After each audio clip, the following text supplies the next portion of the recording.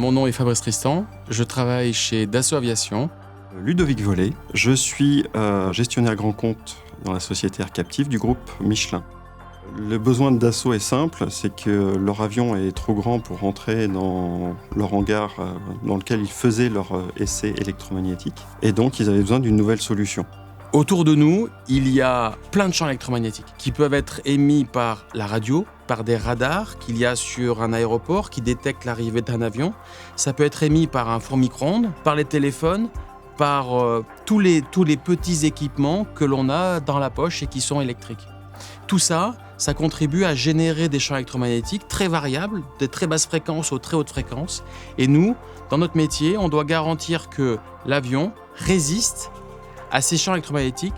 Le concept est le suivant: mettre sur l'avion une cloche métallique pour enfermer l'avion dans un environnement complètement fermé. Donc cette cage de Faraday, elle fonctionne de la manière suivante, c'est-à-dire qu'on isole l'avion à l'intérieur. Donc l'avion est totalement isolé des champs électromagnétiques extérieurs. Et par contre, on veut tester l'avion à différentes fréquences et être certain que c'est bien ces ondes-là qu'on mesure.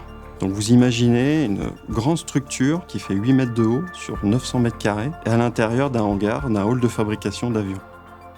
Donc ils nous ont demandé de faire un petit projet avant pour voir si on était capable de tenir nos engagements.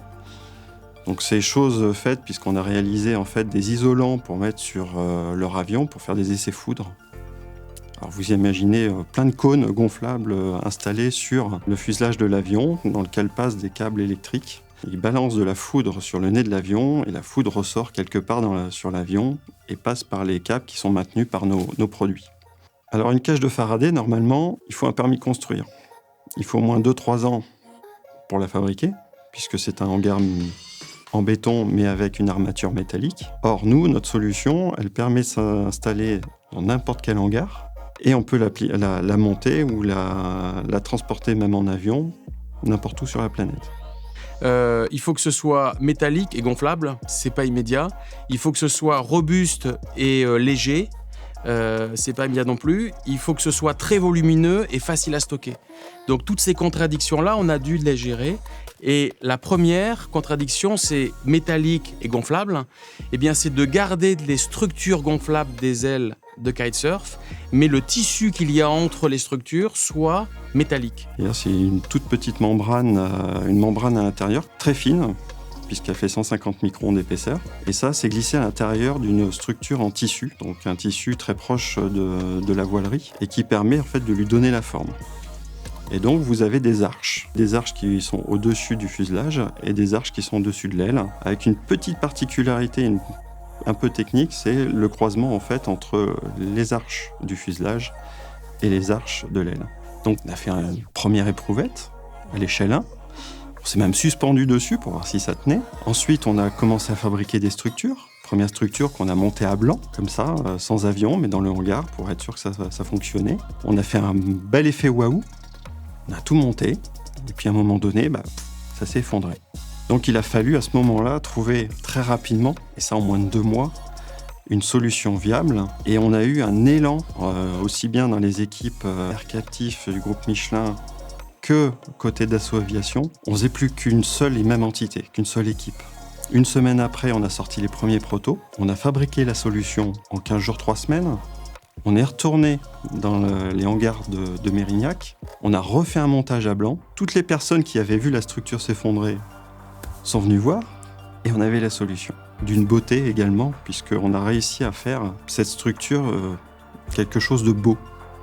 C'est-à-dire que vous avez un tissu qui laisse passer la lumière et une fois que vous êtes isolé à l'intérieur de cette structure, que la lumière passe, vous avez l'impression d'être dans un endroit très serein pour mettre un bel appareil comme le F6X. Dassault, ils avaient un ancien système avant celui-ci, où il fallait 1 semaine pour mettre en place tout leur processus. En moins d'1 journée, avec notre solution, ils étaient prêts et ils ont pu faire leurs tests et valider l'avion. Et pour être sûr de pouvoir mesurer dans toutes les directions, on a un nouveau produit, ça s'appelle un brasseur de champs électromagnétiques.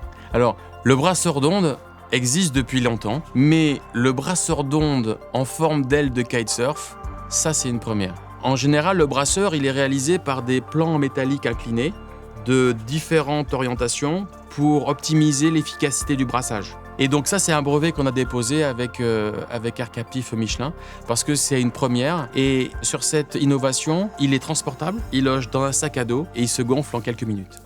Et cette cage, du coup, peut être mise en place avec seulement 2 personnes. Allez, en une journée et demie, si on prend son temps. Et donc, elle peut rester gonflée le temps qu'il faut. Donc là, elle est restée gonflée plus d'1 semaine. Donc ça leur a permis de faire les essais, de valider leurs essais et de redégonfler après toute la structure pour la ranger dans une caisse. Ce nouveau moyen de test, aujourd'hui, il est utilisé pour la certification. Il pourra être utilisé par les prochains programmes parce qu'il est modulaire. Et donc, on peut réutiliser pour un Falcon plus petit, plus grand, pour d'autres applications dans le cadre de l'électromagnétisme. Cette cage de Faraday vient au produit, donc là elle est venue à l'avion, et c'est non pas l'avion qui est venu à la cage de Faraday. Eh bien, on peut faire la même chose pour un satellite. On emmène une cage de Faraday autour du satellite, et c'est pas le satellite qui va se déplacer dans la cage de Faraday. Imaginez un sous-marin. Un sous-marin est perturbé par des champs électromagnétiques, et encore plus dans le milieu sous-marin puisque ça se déplace très rapidement. Donc je pense que demain, il va falloir développer des cages de Faraday pour des sous-marins, pour des bateaux. Donc c'est ça les perspectives pour demain.